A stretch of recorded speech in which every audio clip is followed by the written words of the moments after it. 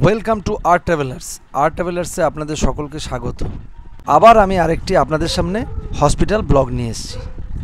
আপনারা প্রত্যেকেই জানেন যে হঠাৎ যদি বাড়ির কারোর কোনো রকম শরীর খারাপ হয়, তার মধ্যে যদি বুকে ব্যথা বা আরও জটিল কিছু রোগের শরীর খারাপ হয়, তাহলে বাড়ির মানুষের মনের অবস্থাটা কীরকম হয়।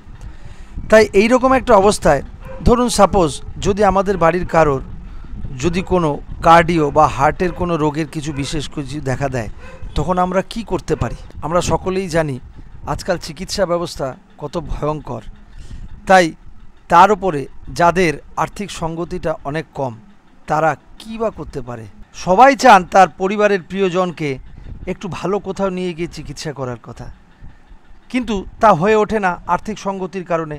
তাই অগত্যা মধুসূদন সেই সরকারি হাসপাতালে নিয়ে যেতে হয়। নার্সিংহোম বা প্রাইভেট হসপিটালের যা খরচ, সেই জায়গায় দাঁড়িয়ে সবাই তো সেই বিষয়গুলো এফোর্ড করতে পারে না। তাই সেই রকম মানুষের কথা চিন্তা ভাবনা করে আজকে আপনাদের সামনে এই ব্লগটা তুলে ধরার চেষ্টা করছি। আমি আজ আপনাদের সামনে একজন ডাক্তারের কথা বলবো, যেই ডাক্তারবাবু হচ্ছেন কলকাতার একটা খুব নামকরা মেডিকেল কলেজ অ্যান্ড হসপিটালের কার্ডিওলজি ডিপার্টমেন্টের হেড অফ দ্য ডিপার্টমেন্ট। চাইলে আপনারা ওনাকে হাসপাতালের বাইরে প্রাইভেটেও দেখাতে পারেন, প্রাইভেটেও উনি চেম্বার করেন। আজ তারই আমি সমস্ত কিছু আপনাদের সামনে এখানে একটা ধারণা তুলে ধরব, কিভাবে ওনার কাছে যাবেন, কোথায় যাবেন, উনি হাসপাতালের বাইরে কোথায় প্রাইভেট চেম্বার করেন। পৃথিবীর যে কোনো প্রান্ত থেকেই এই ডাক্তারবাবুর কাছে আসবার জন্যে প্রথমে আপনাদেরকে পয়েন্ট আউট করতে হবে উত্তর কলকাতার শোভাবাজার মেট্রো স্টেশন। এই যে আপনারা দেখতে পাচ্ছেন বাঁদিকে, এইটা হচ্ছে শোভাবাজার মেট্রো স্টেশনের বেরোনোর গেট। অর্থাৎ আপনি যখন মেট্রো রেল করে আসবেন, মেট্রো রেলের দুটো দিক আছে স্টেশনের, একটা হচ্ছে দমদমের দিক, একটা হচ্ছে গড়িয়ার দিক। দমদমের দিক দিয়ে মানে ট্রেনে উঠে ট্রেনের যে দমদমের দিকের যে কম্পার্টমেন্টটা, সেই গেট থেকে বেরিয়ে বাইরে বেরিয়ে আসবেন। বাইরে বেরোলেই দেখতে পাবেন এই যে রাস্তাটা, এই রাস্তাটার নাম হচ্ছে চিত্তরঞ্জন অ্যাভিনিউ। এই ডান দিক, এই যে যেখান থেকে ট্যাক্সিটা এলো, ওই দিকে যদি যান আপনি, এই দিকটা এটা হচ্ছে ধর্মতলার দিক চলে যাচ্ছে। আর এই যে এই দিকটা চলে যাচ্ছে বাগবাজারের দিক। আর ওই যে সামনে লাল রঙের মন্দিরটা, ওইটা হচ্ছে লাল মন্দির। ওই যে লাল মন্দির, এই চিত্তরঞ্জন অ্যাভিনিউ অর্থাৎ মেট্রো রেলের স্টেশন থেকে, শোভাবাজার মেট্রো স্টেশন থেকে বেরিয়ে আস্তে আস্তে এই চিত্তরঞ্জন অ্যাভিনিউর বাঁ পার ধরে ক্রমশ আমরা এগিয়ে যাব।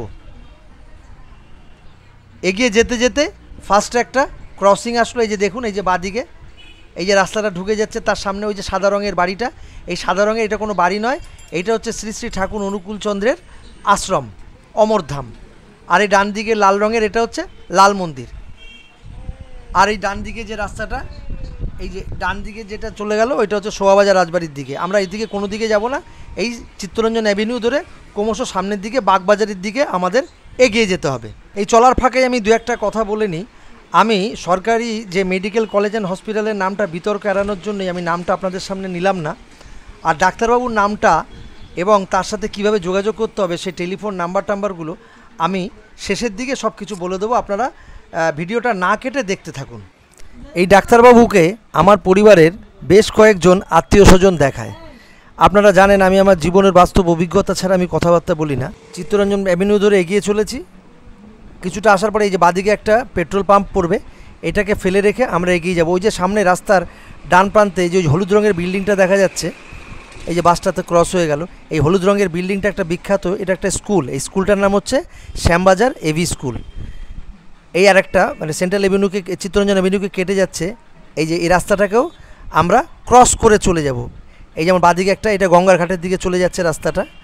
আর এটা ডান দিকে এই যে অটোটা আসলো, অটোটা এলো ওই দিক থেকে, ওই রাস্তাটা ডান দিকটা আবার হাতিবাগানের দিকে চলে যায়। আমরা এই সব দিকে যাব না, সামনের দিকেই এগিয়ে যাব।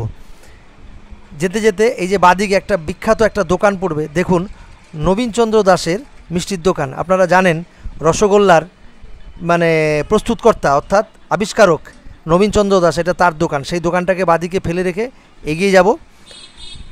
আরেকটা ক্রসিং আসবে, এই ক্রসিংটা এটা দিয়ে হচ্ছে কুমারটুলির দিকে ঢোকার রাস্তা। এটাকে ছেড়ে আরেকটু এগিয়ে গেলাম, জগৎ মুখার্জি পার্ক বা হাতে রেখে ক্রমশ এগিয়ে যাচ্ছি। এই যে রাজবল্লভ পাড়া, এই মুখটাতে এসে গেছি তিন মাথার মোড়। এই তিন মাথার মোড় আমরা এগিয়ে চলেছি। এই তিন মাথার মোড় দিয়ে ডান দিকে একটা রাস্তা, এই যে আপনারা দেখতে পাচ্ছেন এই যে বাসটা দাঁড়িয়ে আছে, এই বাসের রাইট হ্যান্ড সাইডে এই ডান দিকে এই যে রাস্তাটা, এই ডান দিকটা দেখতে পাচ্ছেন, এটা শ্যামবাজারের দিকে চলে গেছে, শ্যামবাজার পাঁচ মাথার মোড়। আর এটা সামনের দিকে এই যে যেটা আমি যাচ্ছি, এটা হচ্ছে বাগবাজারের রাস্তা। এটা ক্রমশ আমরা এগিয়ে চলতে থাকছি। তারপর যে কথাটা বলছিলাম, এই ডাক্তারবাবুর ব্যবহার কিন্তু অমায়িক। ডাক্তারবাবু খুব ভালো ব্যবহার করেন রোগীদের সাথে, যত্ন সহকারে যতটা প্রয়োজন দেখবার চেষ্টা করেন, এবং রোগীর কথা শুনেও মোটামুটি ওষুধপত্র একটু খুব বেশি দামি ব্র্যান্ডের উনি দিতে চান, কিন্তু রোগী যদি বলে যে ডাক্তারবাবু দেখুন আমার অ্যাফোর্ড করার ক্ষমতাটা কম। এই যে দেখতে পাচ্ছেন রাস্তা, এই যে রাস্তাটা ধরে রাইট হ্যান্ড সাইড ওইদিকে একটা স্টেট ব্যাংক, ওইটাকে রাইট হ্যান্ড সাইডে ফেলে আমরা ক্রমশ এগিয়ে চলেছি। ডাক্তারবাবু কিন্তু সেই সমস্ত দিকগুলো দেখেন। এদিকে একটা কর্পোরেশনের অফিস আছে, এটাকে বাঁদিকে রেখে, এই যে দেখুন এই যে একটা কর্পোরেশনের অফিস আছে, এটাকে বাঁদিকে রেখে ক্রমশ আমরা এগিয়ে যাচ্ছি। ডাক্তারবাবু কিন্তু সেই সমস্ত দিকগুলি বিবেচনা করে মোটামুটি ওষুধগুলো প্রেসক্রিপশন করেন। এখানে একটা দেখুন একটা পার্ক আছে, বড় মাঠ, এটাকে বাঁদিকে ফেলে রেখে ক্রমশ এগিয়ে যাব। এই রাস্তাটা ধরে চলতে থাকবো। এইটা হচ্ছে একটা বিখ্যাত রামকৃষ্ণ মিশনের একটা বলরাম মন্দির, আপনারা জানেন এটা হচ্ছে বলরাম মন্দির হিসেবে বিখ্যাত। এখানে রামকৃষ্ণ পরমহংসদেব এই বাড়িতে ছিলেন, তাই জন্য এটা বিখ্যাত একটা জায়গা। সেইটাকে বাঁ হাতে রেখে ক্রমশ আমরা এগিয়ে যাচ্ছি বাগবাজারের রাস্তা ধরে। এই যে সামনে দেখতে পাচ্ছেন রাস্তার মাঝখানে একটা বাড়ি, এইটা হচ্ছে একজন বিখ্যাত লোক, আপনারা জানেন গিরিশচন্দ্র ঘোষ, বিখ্যাত কবি সাহিত্যিক নাট্যকার, সেই গিরিশ ঘোষের নিজস্ব বাড়ি। এই বাড়িটাকে রাস্তার মাঝখানে ফেলে রেখে আমরা এই বাঁ দিক দিয়ে, এই বাড়িটাকে মাঝখানে রেখে দুপাশে দুটো ওয়ে, এই রাস্তাটা দুটো ভাগ হয়েছে, এই দিকটা চলে যাওয়ার ওই দিকটা আসার, আমি এই যাওয়ার রাস্তাটা দিয়েই আরেকটু ক্রমশ এগিয়ে চলব। আর একটু এগিয়ে যেতে যেতে গেলেই আমরা মোটামুটি আমাদের ডেস্টিনেশনে পৌঁছে যাব। এরপর এই রাস্তাটা ধরেই আমরা যাচ্ছি, গোটা 5-6টা বাড়ি আমাদেরকে ক্রস করতে হবে। গোটা 5-6টা বাড়ি ক্রস করলেই আমরা আমাদের আসল ডেস্টিনেশন একটা ক্রসিং আসবে, সেই ক্রসিংটার পরেই পেয়ে যাব। এটা হচ্ছে বাগবাজারের একটা খ্যাতনামা নার্সিংহোম, যার নাম সঞ্জীবনী নার্সিংহোম। এই নার্সিংহোমে ওই ডাক্তারবাবু আউটডোরে পেশেন্ট দেখেন। ডাক্তারবাবুর অ্যাপয়েন্ট বুকিংয়ের নাম্বারটা হচ্ছে, নোট করুন, 03340251822।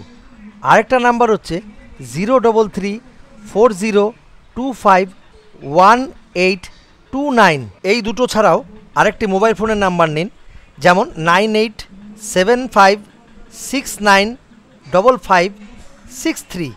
এই মোবাইল ফোন নাম্বারটিতেও আপনারা ফোন করে ডাক্তারবাবুর অ্যাপয়েন্টমেন্ট বুকিং করতে পারেন। এই যে দেখুন আমরা রাস্তাটা ক্রস করে চলে এলাম, এই যে লেফট সাইডে এই যে ভদ্রলোক ঢুকছেন, উনি কিন্তু সঞ্জীবনী নার্সিংহোমে ঢুকছেন। ওই যে দেখুন ঢুকে গেলেন। এই যে আরেকজন, এই যে পেশেন্ট পার্টি ভেতরে যাচ্ছেন, এই গেট দিয়েই ওই যে লোকটি যাচ্ছেন, ওখানে বাঁদিকে সিকিউরিটি গার্ড আছে, ওনার সাথে কথা বললেই আপনাকে দেখিয়ে দেবে আউটডোরে কোন জায়গাটাতে ডাক্তারবাবুরা বসেন।